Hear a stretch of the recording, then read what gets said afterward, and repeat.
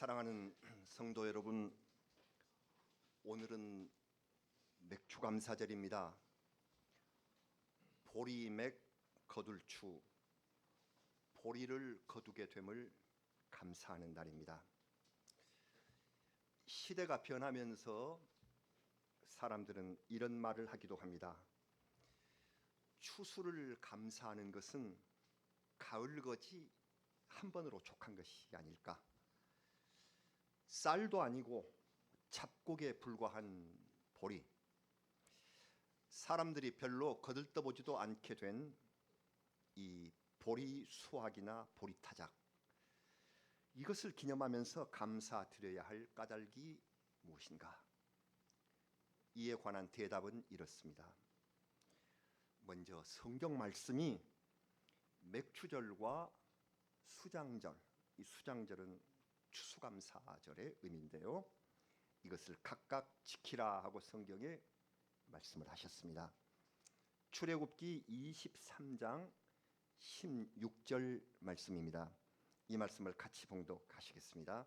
맥추절을 지키라. 이는 내가 수고하여 밭에 뿌린 것의 첫 열매를 거둠이니라. 수장절을 지키라. 이는 내가 수고하여 이룬 것을 연말에 밭에서부터 거두어 저장함이니라. 아멘.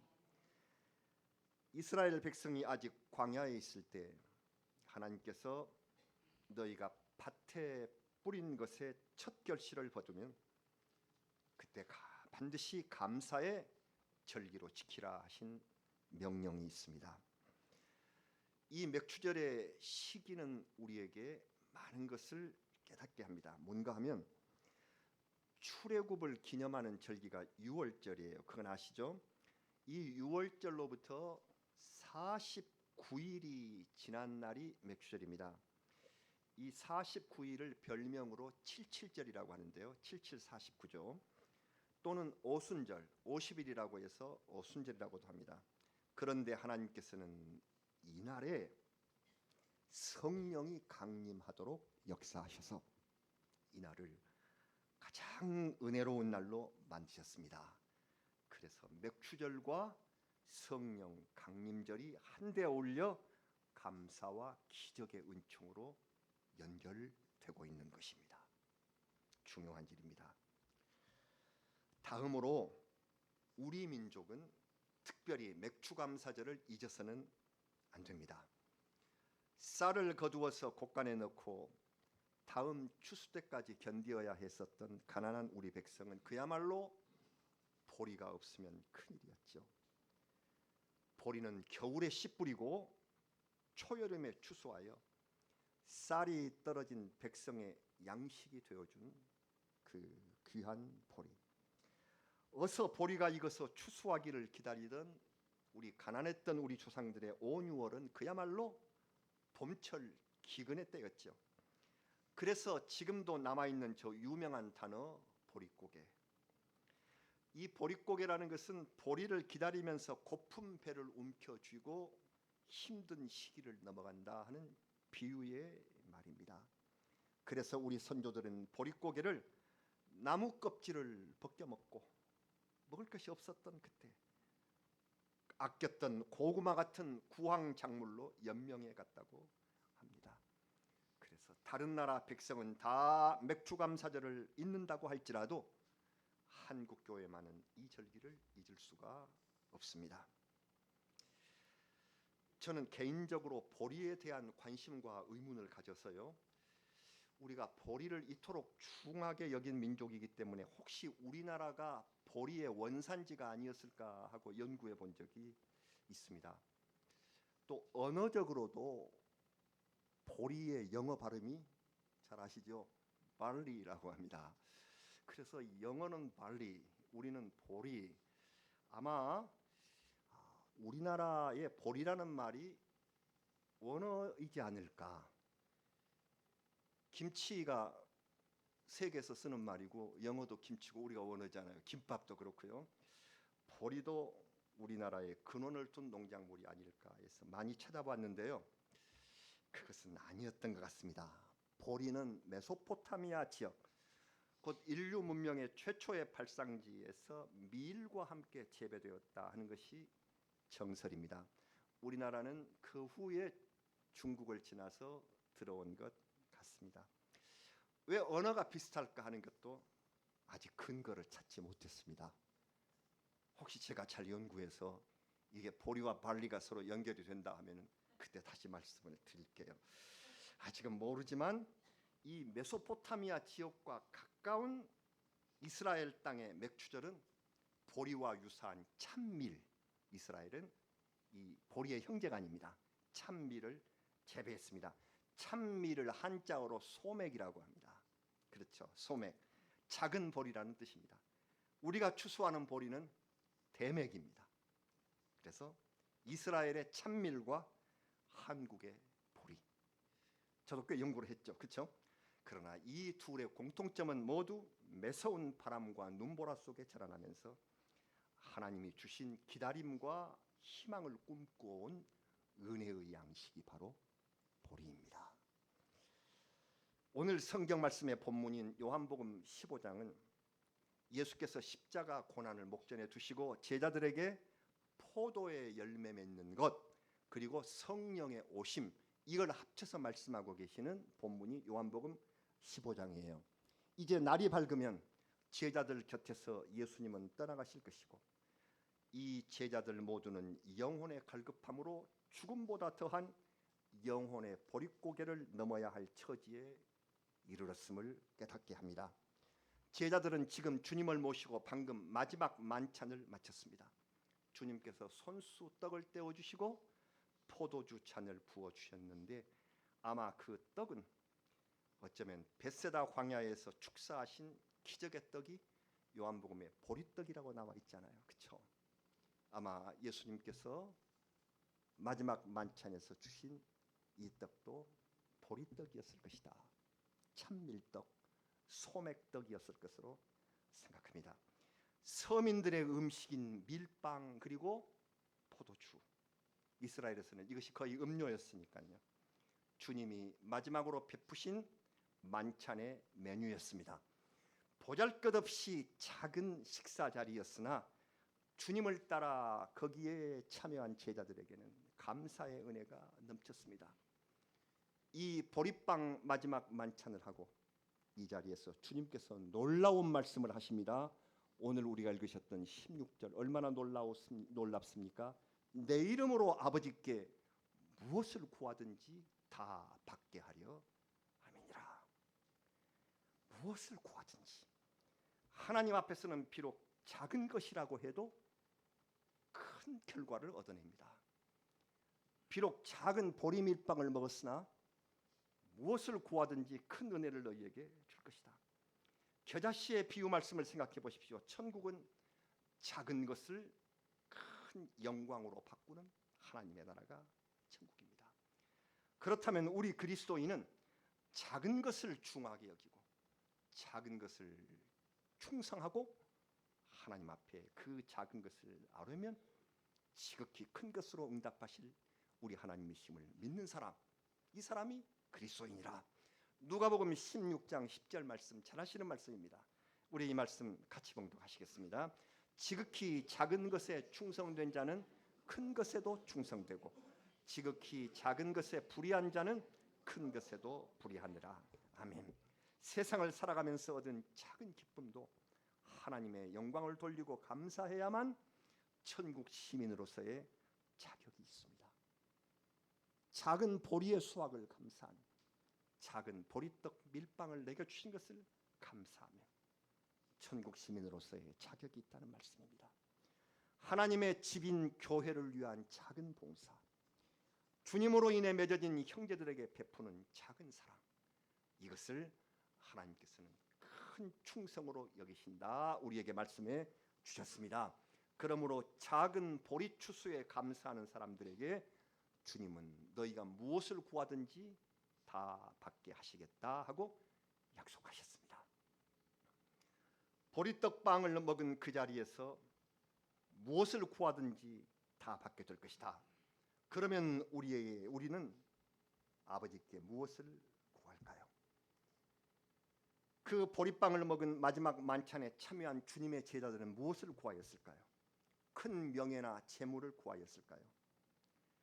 그렇지 않습니다. 제자들은 정말로 무엇을 구해야 할지 알 수 없어서 입을 열지 못하고 주님만 바라보았습니다. 분명한 것은 제자들 모두 하나같이 겸손한 자세로 지극히 작아지기를 원하고 있었다고 짐작할 수가 있습니다. 우리에게 보리를 주셔서 배고픔의 고개를 넘게 하신 주님 앞에 겸손하게 엎드린 한국 교회의 모습도 이토록 작고 충성된 모습이 되어야 함을 우리는 깨닫습니다. 드디어 주님께서 우리가 구할 것을 가르쳐 주셨습니다. 오늘 세 가지 것을 우리에게 구하도록 가르쳐 주셨습니다. 첫째, 나를 택하여 주시기를 구하라. 그러면 내가 너희와 친구가 되겠다.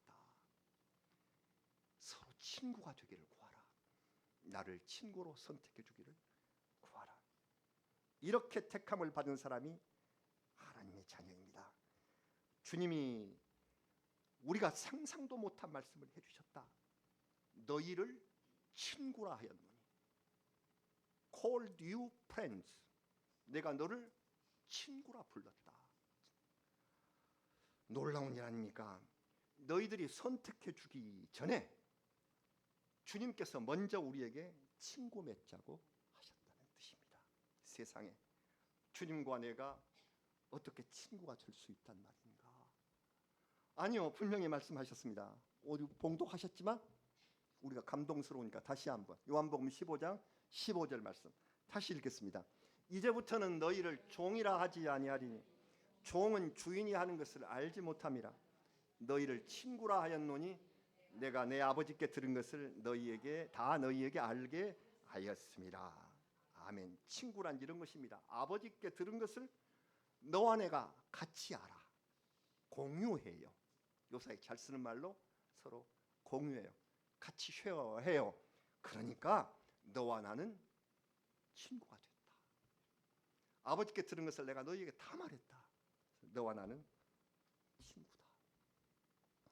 여러분, 청소년들이요, 학교나 가정에서 일어나는 여러 문제를 해결하고자 할 때 찾아가 대화하는 상대가 누구냐? 이걸 다 조사를 해보았어요. 얼른 생각하면 선생님이나 학교니까 부모님일 것 같죠. 그렇지 않습니다. 내가 학교에서 지금 성장기에 고통당하고 있는 이때 선생님을 찾는다 하는 대답은 5위 안에도 들지를 못합니다. 부모님은 3위더군요. 그것도 늦게야 일이 터지고 괴로운 다음이야 부모님. 그러면 1위와 2위와 차이가 매우 커요. 1위와 2위가 뭘까요? 1위는 자기 자신이에요. 자기 자신. 혼자 해결하는 것입니다. 끙끙대면서 혼자. 안타까운 일입니다. 그리고 2위는 아시겠죠? 2위는 친구예요. 친구예요. 홀로 고민하다가 그것이 안 되면 가까운 친구를 찾습니다. 왜? 친구는 나의 마음을 공유하는 존재이기 때문에 서로 같이 선생님을 알고 조건을 알고 마음을 공유하고, 그래서 찾는 친구, 예수님이 나와 가장 가까운 친구가 되시기를 우리는 원합니다. 우리는 하나님 아버지의 말씀을 예수 그리스도와 함께 공유하며 마음을 서로 통하는 내 친구가 되었기 때문에, 그리고 그 친구는 보통 친구가 아니라 친구를 위해 목숨을 버린 나를 그토록 사랑하는 사랑의 친구이시기 때문에 보리떡을 함께 먹으면서 겸손하게 내 삶을 나눌 수 있는 친구이기 때문에 그 친구가 바로 그의 이름이 예수 그리스도. 그분이 말합니다. 내가 너를 친구로 하겠다. 아버지가 말씀하신 것을 나와 내가 다 알고 있지 않느냐, 같이 공유하지 않느냐. 내가 너를 선택했다. 친구로. 우리의 귀한 친구 예수 그리스도를 우리는 친구로 모셨습니다. 이것을 구하라. 두 번째 구할 것이 열매 맺기를 구하셨습니다. 열매를 맺으라. 성경은 여러 가지 열매를 말씀하십니다. 올해 우리 교회의 표어처럼 의의 열매가 있고, 잘하시는 성령의 열매가 있고, 오늘 이렇게 맥주 감사절처럼 우리 삶에 첫 열매가 있고 그리고 거룩함에 이르는 열매가 있습니다. 이 열매는 조금 생소하시죠? 로마서 6장 22절의 말씀입니다. 이 말씀 봉독합니다. 그러나 이제는 너희가 죄로부터 해방되고 하나님께 종이 되어 거룩함에 이르는 열매를 맺었으니 그 마지막은 영생이라. 아멘. 거룩함에 이르는 열매. 이 땅의 생명은 동물이든 식물이든 지극히 연약한 것으로 태어납니다. 아주 연약한. 처음 태어난 호랑이도 망난 새끼는 그토록 연약한. 식물은 작은 싹. 그러나 어려운 과정을 거쳐가면서 삶의 결실을 남기죠. 식물은 그렇게 작게 이 세상에 와서 열매를 맺고 그리고 사람은 인생의 자취를 남기게 됩니다. 특히 하나님의 자녀는 거룩함에 이르는 열매를 남긴다. 식물로 비유하자면 열매를 맺고 끝내는데 거룩함에 이르는 열매를 맺게 된다. 이것을 신학적인 용어로 성화라고 합니다. sanctification. 성화. 성화는 구원에 이르는 단계 가운데 하나이며 그 기간이 깁니다. 우리는 믿음으로 의롭다 함을 받아서 하나님의 자녀가 되었는데 하나님의 자녀는 되었지만 아직 모든 것이 연약해요. 그래서 거룩한 삶을 위한 노력을 해야 합니다. 거룩한 삶을 위한 믿음에 합당한 생활을 해야 열매를 맺게 됩니다. 이것을 행함으로 하라. 행함으로 하라. 믿음의 일을 하지 않으면 그 믿음은 죽어버리고 만다. 말씀 생각이 나시죠? 야고보서 2장 26절의 말씀. 잘 아시는 말씀입니다. 봉독합니다. 영혼 없는 몸이 죽은 것 같이 행함이 없는 믿음은 죽은 것입니다. 행하라. 믿음뿐만 아니라 워크. 행하다. 교회에 나와서 신앙 공동체를 이렇게 이루시고 함께 예배드리시고 그리고 사랑을 나누는 이 모든 것이 거룩한 성화의 열매를 맺어 가시는 일입니다. 사랑하는 여러분, 우리는 오늘 맥주 감사절을 보내며 보잘것없이 보이는 저 보리가 어떻게 겨울의 추위를 견디며 열매를 맺었을까 하는 점을 깊이 생각하고 본받을 필요가 있습니다. 저 언제 한번 말씀을 드린 기억이 납니다만은 저는 옛날 공부하면서 국어 교과서에서 실린 보리라는 수필이 있었어요. 저는 배우기도 하고 그 보리를 가르쳤어요, 학생들에게. 제가 혼자 감동하면서 막 가르쳤죠. 보리의 그 수필의 필자가 한흑구 선생이에요. 한흑구, 흑 갈매기니까 아마 이건 필명이고 본명은 한세광이라고 하는 분입니다. 이 한세광이라는 분은 아버지가 독립운동가이시며 목사이셨는데 아버지의 정신을 이어받은 문인이었습니다. 그 한흑구 선생이 쓰신 보리 그의 글의 일부를 간단히 소개하겠습니다. 칼날같이 매서운 바람이 너의 등을 밀고 얼음같이 차디찬 눈이 너의 온몸을 덮어 억눌러도 너는 너의 푸른 생명을 잃지 않았었다. 지금 어둡고 차디찬 눈 밑에서도 너 보리는 장미꽃 향내를 풍겨오는 그윽한 6월의 훈풍과 노질이 우짓는 새파란 하늘과 산 밑을 훤히 비추어주는 태양을 꿈꾸면서 오로지 기다림과 희망 속에 아무 말이 없이 참고 견디어왔다. 많은 아름다운 비유들이 있습니다만 이게 보리다.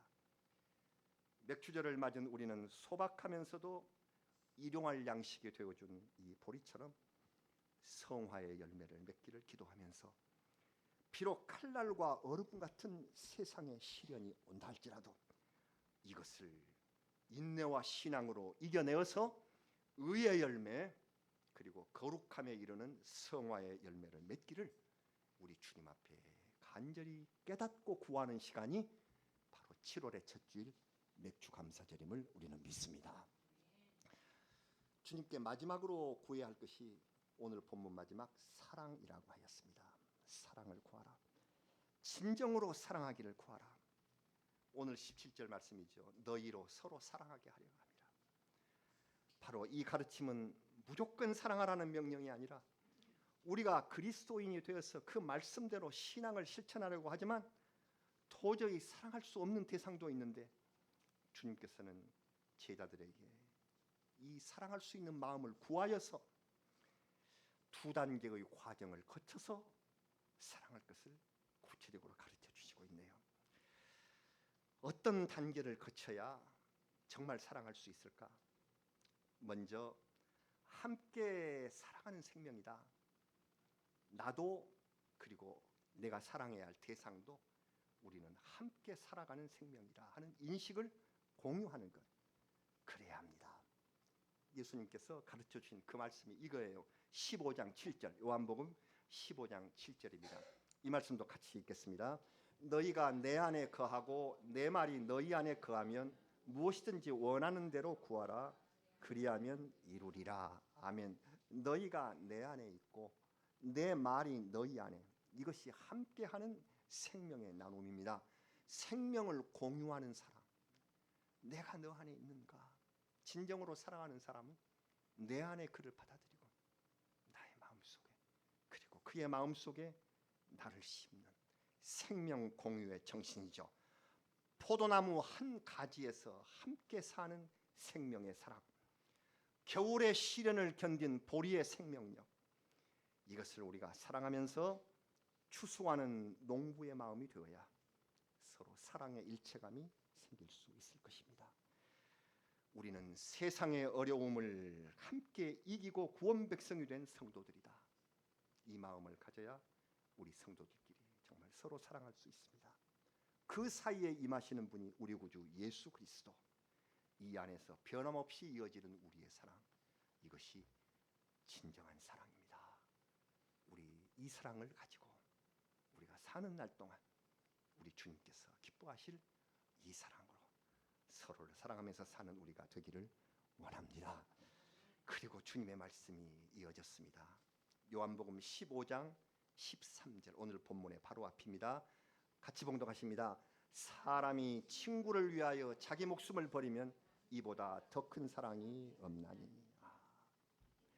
나를 위하여 목숨까지 내놓은 친구가 있었습니다. 어찌 그를 사랑하지 않겠습니까? 아버지의 뜻을 서로 알아 친구가 된 예수께서 내 죄를 대신 짊어지시고 십자가에 달리셨습니다. 남아있는 우리는 목숨 버린 그 친구, 하나님의 아들을 생각할 때에 그를 생각하는 친구마다 우리는 서로 사랑하지 않을 수 없습니다. 우리 서로 생명을 존중하고 그 헌신에 감사하며 사랑하기를 구하는 삶을 살아가야 합니다. 사랑이 없으면 아무 열매도 거둘 수 없습니다. 우리의 모든 영혼의 열매는 사랑을 바탕으로, 그래서 거기서 자라납니다. 우리 한국교회 맥주 감사절, 이스라엘에서는 하그 하카치르라고 그렇게 말합니다. 이 하그 하카치르는 보잘것없는 보리밀의 수확이지만 그것으로 끝나는 절기가 아닙니다. 첫 열매를 얻은 날입니다. 앞으로 더 주실 은혜를 위하여 작은 것에 감사하는 날입니다. 보리밀에 감사하면 더 풍성한 쌀을 주시고, 광야길 걷는 것을 감사하면 가나안 복지를 허락해 주신 하나님이십니다. 내 삶의 아픔까지도 감사하면 영원한 평강과 복락으로 우리에게 임하시는 하나님이십니다. 이사야서를 주셔서 통하여 우리에게 주신 약속, 오늘의 마지막 말씀으로 같이 봉독하시겠습니다. 이사야 30장 26절에서 이런 말씀을 주셨습니다. 여호와께서 자기 백성의 상처를 싸매시며 그들의 맞은 자리를 고치시는 날에는 달빛은 햇빛 같겠고 햇빛은 7배가 되어 7날의 빛과 같으니라. 아멘. 우리가 잘 아는 스펄전 목사님은 이 말씀에 영감을 얻어서 그분의 위대한 설교 속에 이렇게 선포했습니다. 하나님께 감사하라.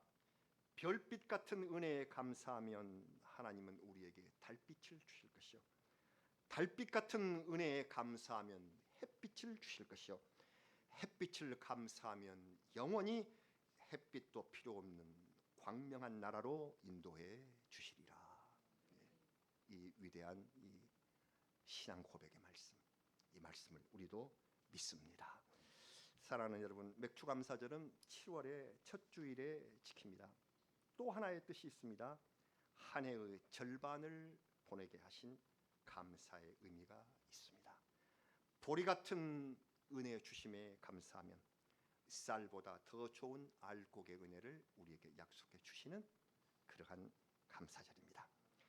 그리고 맥주절은 이제 새로 시작하는 남은 한 해, 앞으로 남은 올해의 절반을 시작하는 기도의 의미가 있습니다. 앞으로 남은 올해의 6달 무엇을 구하든지 다 받겨드리라 하신 예수 그리스도의 말씀을 믿으시면서 우리 욕심 없이 주님께서 허락해 주신 우리 후반기에 구하게 될 것이다 하는 말씀 따라서 겸손히 구하십시다. 첫 번째, 우리 주님 우리에게 친구 되어 주심을, 나를 선택해 주심을 우리는 믿고 감사합니다. 첫 번째 구함이었고요. 거룩함에 이르는 성화의 열매를 꼭 맺기를 원합니다. 올해도 우리에게 열매를 주신 주님께서 나의 성화의 열매도 맺게 하여 주옵소서. 그리고 마지막으로 사랑을 구하자. 우리 주님 앞에서 한 형제된 우리 주님이 목숨까지도 내버리시고 우리를 사랑해 주신 그 사랑, 우리도 서로 나누며 베풀기 원합니다. 이 세 가지의 간절한 구함으로 올해의 남은 절반, 이 6개월을 참으로 친구와 열매 맺음과 사랑으로 새롭게 시작하시는 귀한 은혜의 날이 되시기를 우리 구주 예수 그리스도의 이름으로 축원합니다. 우리 같이 기도하시겠습니다. 아버지 하나님, 감사합니다. 이 보리를 거둔 이날에 아무것도 아니고 보잘것없다 하고 생각했었던 저희에게 주님께서 보리빵으로 마지막 만찬을 하시더니 무엇을 구하든지 다 받게 되리라. 그 귀한 말씀 따라서 우리도 주님의 친구로서 겸손히 선택받기를 원합니다. 성화의 열매 맺기를 간절히 구합니다. 올해 우리가 의의 열매를 가득히 이런 표를 걸고 시작했는데 이 의의 열매, 성화의 열매 맺게 하여 주시옵소서. 사랑하기를 구합니다. 주님께서 저희를 목숨 바쳐 사랑하신 그 사랑 본받기를 원합니다. 주님 안에서 서로 사랑하는 성도들 되게 하여 주시옵소서. 우리 구주 예수 그리스도의 이름으로 기도하옵나이다. 아멘. 우리 찬송 부르시겠습니다. 우리 찬송